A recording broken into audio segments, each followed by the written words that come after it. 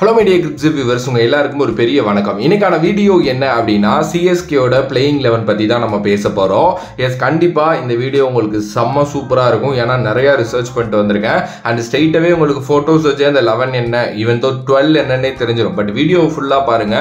நிறைய இன்ஃபர்மேஷன்ஸ் வந்து உங்களுக்கு கண்டிப்பா கலெக்டிவா கிடைக்கும் அப்படினே சொல்லலாம். CSK இதுக்கு அப்புறம் நடக்க போற மேட்சஸ்ல கிட்டத்தட்ட வந்து ஒரு 6 வின் அப்படிங்கிறது வந்து மஸ்ட். எல்லா மேட்சுமே ஜெயிச்சா ரொம்ப கம்ஃபர்ட்டபிளாவே இருக்கும். பட் ஆனா அது நடக்குமா அப்படின்னா அதெல்லாம் வந்து ரொம்ப கஷ்டம் தான். பட் ஆனா அது நடக்கவே முடியாத விஷயம் வந்து கிடையாது. ஓகே, ஏன் ப்ரோ இப்படி கமல்ஹாசன் சார் மாதிரி குழப்புறீங்க அப்படின்லாம் கேட்காதீங்க. அந்த விஷயத்த பண்ணலாம். அதாவது 7க்கு 7 வின்னு அப்படிங்கிறது பண்ணலாம். ஆனால் நம்மளால பண்ண முடியுமா அதுதான் டவுட்டு. ஓகே, அதெல்லாம் நம்ம பார்ப்போம். மும்பைக்கு அகைன்ஸ்டா மும்பையில் விளையாட போகிறாங்க. ஃபர்ஸ்ட் மேட்சே மும்பைக்கு அகைன்ஸ்டா சென்னையில் விளையாண்டாங்க. நம்ம வந்து இப்போ போன வெற்றிக்கு முன்னாடி வரைக்கும் அது மட்டும்தான் நம்மளோட வெற்றியாக இருந்துச்சு. ஓகே, இப்போ CSK வந்து பார்த்தீங்கன்னா இருக்கிற நிலைமையும் மும்பை இருக்கிற நிலைமையும் வேற வேற. என்னதான் மும்பை நிறையா தோத்துருந்தாலும் அவங்களோட டீம் ரொம்ப ஸ்ட்ராங்கான ஒரு டீம் அப்படின்னே சொல்லலாம்.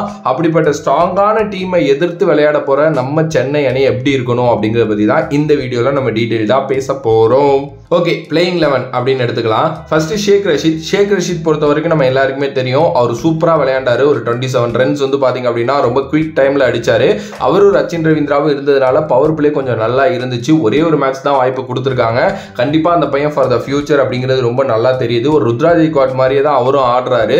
பெருசா வந்து பவர் ஹிட்டர் அப்படிலாம் கிடையாது. பட் ஆனா ரொம்ப சூப்பராகவே வந்து அந்த கேப்பை ஃபைன் பண்றாரு. இப்படிப்பட்ட கிரிக்கெட்டர்ஸ் இருக்கிறது உண்மையிலுமே இந்திய அணிக்குமே நல்லது அப்படின்னே சொல்லலாம். ஏன்னா சும்மா அந்த T20 காலகட்டத்தை அடிச்சு தும்சம் பண்ணிக்கிட்டு இருக்கிறதெல்லாம் கிரிக்கெட் கிடையாது. சும்மா பாலை பார்த்து டச், அந்த டைமிங், அந்த எலிகன்ஸோட ஆடுற ஒரு பிளேயர் ஷேக் ரஷீத். ஸோ அவர் வந்து பார்த்தீங்க அப்படின்னா டெஃபினெட்லி வந்து ஓப்பன் பண்ணுவார். ஓகே, அதுக்கு அடுத்தபடியாக வந்து ரச்சின் ரவீந்திரா. ரச்சின் ரவீந்திரா அவர் வந்து நிறைய பேர் அவரை ஏன் ட்ராப் பண்ண சொல்றீங்க அப்படிங்கிறது வந்து தெரியல. எஸ் ஓகே, டெவான் கான்வே இருக்காரு, அவர் எடுத்துட்டு வரலாம், அது எல்லாமே ஓகே தான். பட் ரச்சின் இருக்கிறது என்ன மேட்டர் அப்படின்னா ஃபியூச்சருக்கு ஒரு பெரிய பெஸ்ட் திங்கான ஒரு விஷயங்க. இதை தாண்டி வந்து அவரால் பவுலிங் கொடுக்க முடியும். இன்கேஸ் நம்மளோட பவுலர்ஸ் அடிப்படுறாங்க, எங்கேயாவது ஒரு ஆப்ஷனை பிக் பண்ணணும் அப்படின்னா ரச்சின் இருக்கிறது ரொம்ப நல்லது. நிறைய அவர் பவுலிங் போடுறாரு நியூசிலாந்துக்காக, CSKக்காக மட்டும்தான் போட மாட்டேங்கிறாரு. ஸோ ரச்சின் ரவீந்திரா என்னை பொறுத்த வரைக்கும் ஒரு நல்ல option. At the same time வந்து பார்த்தீங்கன்னா லாஸ்ட் மேட்ச் அவர் நல்லா தான் விளையாண்டுருக்காரு. ஈவன் தோ அவர் டீசெண்டாக தான் ஆடிட்டு இருக்காரு. எதுக்கு எல்லாம் சும்மா ரச்சினை ட்ராப் பண்ணுங்கன்னு சொல்றாங்கன்னு எனக்கு சத்தியமா புரியல. ஸோ ரச்சின் வந்து ஒரு மஸ்டான பிளேயர். எஸ், அவர் கொஞ்சம் ஸ்பின்னர்ஸுக்கு அகைன்ஸ்டா தடுமாறுறாரு அப்படிங்கிறது எனக்கும் தெரியும். பட் ஆனால் எனக்கு தெரிஞ்சு இந்த மும்பை மேட்சை மேக் ஓவர் பண்ணுவார் அப்படின்ட்டு நான் நினைக்கிறேன். அதுக்கு அடுத்தபடியாக ஆயுஷ் மத்ரே பொறுத்த வரைக்கும் இப்பதான் எடுத்துட்டு வந்திருக்காங்க. ஸோ எடுத்துட்டு வந்த உடனே எப்படி ப்ரோ லெவலில் இருப்பாங்க அப்படின்னா கண்டிப்பா இருப்பாங்க. ஆயுஷ் மத்ரே ஏதோ சம்திங் அவர் நெட்ஸ்ல பண்ணதை பார்த்து தான் எடுத்தாங்க. இந்த பையனை ஃபியூச்சருக்கு யூஸ் பண்ணிக்கலாம் அப்படின்னு சொல்லிட்டு. இப்போ அவர் உள்ள வர்றதுனால என்ன நடக்கும் அப்படின்னா கண்டிப்பா ஸ்ட்ரெயிட்டாவே பிளேயிங் 11 அவர் விளையாடுவாரு.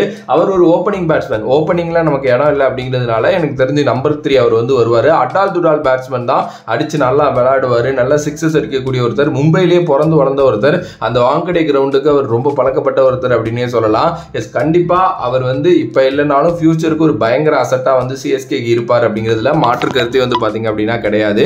ஸோ ஆயுஷ் மத்ரே என்னை பொறுத்த வரைக்கும் நம்பர் 3. நம்பர் 4 வந்து பாத்தீங்கன்னா பேபி ஏபி. நிறைய பேர் டவுட், பேபி ஏபி வருவாரா, விளையாடுவாரா, வந்துட்டாரா அப்படின்லாம் சொல்லிருக்கீங்க. ஆக்சுவலி அவர் மும்பை மேட்ச்ல இருந்தே அவைலபிள் அப்படிங்கிற மாதிரி தான் நான் படித்தேன். ஸோ எனக்கு தெரிஞ்சு அவர் கொஞ்சம் நல்லாவும் விளையாண்டுட்டு வர்றாரு. இடையில கொஞ்ச நாள் தான் அவர் கிரிக்கெட் விளையாடல. ஸோ வந்த வேகத்துக்கு அவர் விளையாடலாம், பிரச்சனை இல்லை. அவர் அடிக்கிறாரோ அடிக்கலையோ அவர் உள்ள இருக்கிறது கொஞ்சம் அந்த நம்பர் 4 ஸ்ட்ராங் பண்ற மாதிரி இருக்கும். நல்ல ஃபீல்டரும் கூட. ஸோ நீங்க கொஞ்சம் டக்குன்னு வந்தோடனே ஒரு மேட்ச் ப்ராக்டிஸ் கிடைச்சிச்சு அப்படின்னா அடுத்த மேட்ச்லேருந்து அவர் பிக்கப் பண்ணிடுவாரு. So baby AB number 4. எனக்கு தெரிஞ்ச அவர் வந்ததுக்கு அப்புறம் ஃபார்ச்சுனே மாறுற மாதிரி இருக்கு. டீம் ரொம்ப ஸ்ட்ராங்கா இருக்க மாதிரி தெரியுது. அவர் நல்லா ஒர்க் அவுட் ஆயிட்டாரு அப்படின்னா இந்த சீசன்ல இன்னமும் ஒரு வாய்ப்பை வந்து CSK கையில வச்சிருக்காங்க அப்படின்னு தான் நான் சொல்லுவேன். So baby AB number 4. 5 என்னை பொறுத்த வரைக்கும் சிவம் டூபே வந்துடுங்க. சிவம் டூபே இந்த வருஷம் விளையாடலங்கிற கேள்வி வந்து வந்துகிட்டே இருக்கு. சிம்பிளுங்க, மேல இருக்கிறவங்க விளையாண்டு பிரஷர் இல்லாத ஒரு கேமை கொடுத்தாங்கன்னா சிவம் டூபே எந்த அளவுக்கு அடிச்சு தும்சம் பண்ண முடியுமோ பண்ணிடுவாரு. ஆனா மேல இருக்கிறவங்க எல்லாம் பவர் பிளேலே அவுட் ஆகுறாங்க. அப்புறம் போயிட்டு இவர் அங்க என்ன பண்ண முடியும்? நின்று கேமை ஸ்டடி பண்ணி தான் எடுத்துட்டு போக முடியும். ஒரு கிரிக்கெட்டரா சிவம் டூபே அந்த மாதிரி கிரிக்கெட் ஆடி நான் பார்த்ததே கிடையாது. ஓகேவா? ஸோ அதனால வந்து அவரோட கேமே இது இப்போ விளையாடவே முடியல அவரால். ஈவன் தோ லாஸ்ட் மேட்ச் கூட அவர் வந்து அடிக்கலன்னு சொல்லியிருந்தாங்க. போஸ்ட் மேட்ச்ல அவர் சொல்றாரு MS தான் கேமை எடுத்துட்டு போக சொன்னாரு, கடைசி வரைக்கும் நிக்க சொன்னாரு. சொன்னார், தேவையில்லாத அன்வான்ட் ஷாட்ஸை வந்து அவாய்ட் பண்ண சொன்னார். நான் அதுக்கு ஏற்ற மாதிரி தான் விளையாண்டேன். பிஸ்னாய் வர்றப்போ அடிச்சுக்கலான்னு தான் நான் இருந்தேன், பிஸ்னாய் வரவே இல்லை, அதுவுமே எங்களோட ஒரு மாஸ்டர் பிளான் தான் அப்படின்னாரு. ஸோ அங்கே என்ன நடக்குதுங்கிறது நமக்கு தெரியவே தெரியாது. சும்மா அவரை போட்டு அடிக்கல, ட்ராப் அவரையும் ட்ராப் பண்ணால் யாரை தாங்க எடுத்து விளையாட வைப்பீங்க? சும்மா அவரையும் போட்டு ட்ராப்னு சொல்லிட்டு இருக்காங்க. ஸோ சிவம் டூபே இருக்கிறது மஸ்ட்டு. சிவம் டூபே வந்து பார்த்தீங்கன்னா என்னை பொறுத்த வரைக்கும் நம்பர் 5. மேலே யாருமே ப்ரெஷர் இல்லாத ஒரு கேமை உருவாக்கி கொடுக்குறாங்க அப்படின்னா சிவம் டூபே கிழிச்சு கையில் கொடுத்துருவாங்க. அதுக்கு அடுத்தபடியாக என்னை பொறுத்த வரைக்கும் நம்பர் 6 MS தோனி தாங்க. MS தோனி உடனே வரணும். MS தோனி வந்து அந்த கேமை பில்ட் பண்ணி எடுத்துகிட்டு போயிட்டு 3-4 ஓவர் இருந்துச்சுனாலும் அடித்து தும்சம் பண்ணுவார். அவரை நம்மளை நிறையா தெரியும், கேப்டன் வேற. அண்டு அவரை பற்றி என்னங்க சொல்லணும், அவர் பண்ணாததே கிடையாது. So MS should be number 6. Number 7 வந்து ரவீந்திர ஜட்டு. ஸோ ரவீந்திர ஜட்டு பொறுத்த வரைக்கும் அவர் வந்து கொஞ்சம் பவுலிங்கில் வந்துட்டார், பேட்டிங்கில் கொஞ்சம் கான்ட்ரிபியூட் கொடுக்கணும் அப்படின்னு தான் நானும் நினைக்கிறேன். ஸோ கொஞ்சம் ரொம்ப ஃபெயில் ஆகுறாரு, கொஞ்சம் இல்லை நிறையா ஃபெயில் ஆகுறாரு. அவருக்கே அது உண்மையுமே கஷ்டமாக தான் இருக்கும். எனக்கு தெரிஞ்சு பேட்டிங்கில் ஒரு கம்பேக் கொடுத்தாரு அப்படின்னா சிஎஸ்கே இன்னமும் பயங்கர ஸ்ட்ராங்காக தெரிவாங்க அப்படிங்கிறதுல எந்த ஒரு மாற்று கருத்தும் இல்லை. பட் பவுலிங்கில் நம்மளோட தளபதி ரவீந்திர ஜடேஜா வழக்கம் போல் மாசா இறங்கிட்டாரு. பார்க்கலாம் மும்பை பேட்டர்ஸை என்ன மாதிரி கதற விடுறாரு அப்படின்னு சொல்லிட்டு. அதுக்கு அடுத்தபடியாக வந்து நம்பர் 8ல் ஸ்ரேயஸ் கோபால் ஆடுவாங்கங்க. எஸ், இதை நிறைய பேர் சொல்கிறாங்களான்னு எனக்கு தெரியல. ஒரு லெக்கி கண்டிப்பாக வந்து அவர் வந்து மும்பையில் நிறைய கிரிக்கெட் ஆடி இருக்காரு. ஸோ அவர் வந்து பார்த்தீங்க அப்படின்னா அங்கே வந்து விளையாடுறதுக்கு நிறைய சான்சஸ் இருக்குது. லெக்கி அப்படிங்கிறதுனால ஆப்போசிட்டில் வந்து 2 பேர் தான் லெஃப்ட் ஹேண்டர்ஸ், மற்ற எல்லாருமே ரைட் ஹேண்டர்ஸ். அந்த ரைட் ஹேண்டர்ஸ் எல்லாருமே வந்து பார்த்தீங்கன்னா வெளியில் அடித்து தும்சம் பண்ணணும், அவங்கள டார்கெட் பண்ணி விக்கெட் எடுக்கணும் அப்படின்னா ஸ்ரேயஸ் கோபால் ஒரு சூப்பரான ஆளாக இருப்பார். ஸோ எனக்கு தெரிஞ்சு ஸ்ரேயஸ் கோபால் ஆடுவார். அதுக்கடுத்து நூர் அகமது பற்றி நான் என்ன சொல்லணும் சொல்லுங்கள். அவர் ரொம்ப நல்லா பண்ணிட்டு இருக்காரு, பர்பிள் கேப் ஹோல்டர். ஸோ அவர் வந்து பார்த்தீங்க அப்படின்னா டெஃபினெட்லி ஆடுவார்.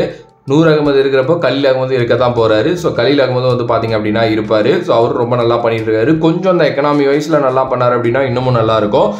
சீரியஸ்லி கலீல் அகமது இந்த வருஷம் ஒரு பெரிய அசட்டாகவே சிஎஸ்கேக்கு மாறி இருக்காரு அப்படின்னே சொல்லலாம். So Khaleel Ahmed number 10. 11 வந்து பார்த்தீங்க அப்படின்னா மதிஷா பத்திரானா. ஸோ அவர் டெஃபினெட்லி இருப்பார். ஆப்வியஸ்லி வந்து நமக்கு ரொம்ப நல்லா பண்ணிட்டு இருக்காரு டெத்தில். இன்னமும் கூட நிறையா பேர் பவர் பிளேயில் அவர் ஓவர் போடலாமே அப்படின்லாம் சொல்கிறாங்க. பட் இப்போ வந்து ஓரளவுக்கு செட் ஆயிருச்சு அப்படிங்கிறதுனால MS தோனி வந்து அவரை கரெக்டாக தான் யூஸ் பண்ணிட்டு இருக்காரு இந்த mid and end of the ஓவர்ஸில். ஸோ அதனால் வந்து மதிஷா பத்திரானா வந்து பார்த்தீங்கன்னா ஒரு பெஸ்ட் ஆப்ஷன். ஸோ அவர் ஆப்வியஸ்லி அவர் இருக்க தான் போகிறாரு. ஓகே, வேறு எதுவுமே கிடையாது. இப்போ கொஞ்சம் எக்கனாமியாக போயிடுறாரு. அட் த சேம் டைம் வந்து பார்த்தீங்க அப்படின்னா அவர் கொஞ்சம் நிறையா இந்த ஒய்டு நோ பால் இதெல்லாம் வந்து நிறையா போடுறாரு. கொஞ்சம் எக்ஸ்ட்ராஸை தவிர்த்துக்கிட்டாரு அப்படின்னா ரொம்ப நல்லாயிருக்கும். ஸோ மதிஷா பத்திரானா எனக்கு தெரிஞ்சு வந்து அதை மட்டும்தான் பண்ணணும், வேறு எதுவுமே பண்ண தேவையில்லை. பர்ஃபெக்டாக இருக்காரு. அதுக்கு அடுத்தபடியாக இது வந்து ஃபஸ்ட்டு பேட்டிங் பண்ணால் மேபி இம்பாக்ட் அப்பா அனுசுல் கம்போஜ். அவரும் டெஃபினெட்லி ரொம்ப நல்லா பண்ணியிருக்காரு. இந்த மேட்ச்சில் ரொம்ப நல்ல டாக்டிக்ஸாக யோசிச்சு பவுலிங் போடுறாரு. அதுதான் வேணும். பவர் பிளே ஸ்பெஷலிஸ்ட்டாக இருக்காரு. ஃபர்ஸ்ட்லேருந்தே கம்போஜ் ஆட வச்சிருக்கணும். அதுதான் நம்மளும் சொல்லிக்கிட்டே இருந்தோம், கம்போஜ் எங்கன்ட்டு. ஏன்னா ஒரு நல்ல டொமஸ்டிக் சீசனுக்கு அப்புறம் வந்தார். ஸோ டெஃபினெட்லி அவர் ஆடி இருக்கணும். பட் விட்டுட்டாங்க. இதுக்கப்புறமா அது என்ன பண்ணுறாங்க அப்படின்னு பார்ப்போம். ஸோ அனுசுல் கம்போஜ் வந்து பார்த்தீங்கன்னா இம்பாக்ட் அப்பா கண்டிப்பாக இருப்பார். ஸோ என்னோட பிளேயிங் 11 அப்படின்னு பொறுத்த வரைக்கும் ஷேக் ரஷீத், ரச்சின் ரவீந்திரா, ஆயுஷ் மத்ரே, பேபி ஏபி, சிவம் டூபே, MS தோனி, ரவீந்திர ஜடேஜா, ஸ்ரேயஸ் கோபால், நூர் அகமது, கலீல் அகமது, மதிஷா பத்திரானா, அனுசுல் கம்போஜ். இதுதான். இல்லை சிஎஸ்கே இன்னமும் ஏதாவது ஒன்று பண்ணுவாங்க, குருட்டு மேனிக்கு ஒன்று பண்ணுவாங்க அப்படின்னா பேபி ஏபி, ஆயுஷ் மத்ரே ஆட மாட்டாங்க. மறுபடியும் நம்மளோட ராகுல் திரிபாதி, விஜய் சங்கர் அந்த மாதிரி வந்து ஆடுறதுக்கு சான்சஸ் இருக்குது. அண்டு மேபி ஸ்ரேயஸ் கோபால் அவங்களையும் ஆடாமல் இருப்பாங்க அப்படின்னு நான் நினைக்கிறேன். பட் மற்றபடி எனக்கு தெரிஞ்சு இந்த 11ஓட போனால் சூப்பராக இருக்கும். பார்ப்போம், வெயிட் பண்ணி. ஓகே, ஸோ உங்களோட கருத்து இதை பற்றி என்னவோ மறக்காமல் கமெண்ட் பாக்ஸில் கமெண்ட் பண்ணிட்டு ஃபீல் இந்த video please like, share and subscribe நம்மளோட கிரிக்கெட் சேனல்.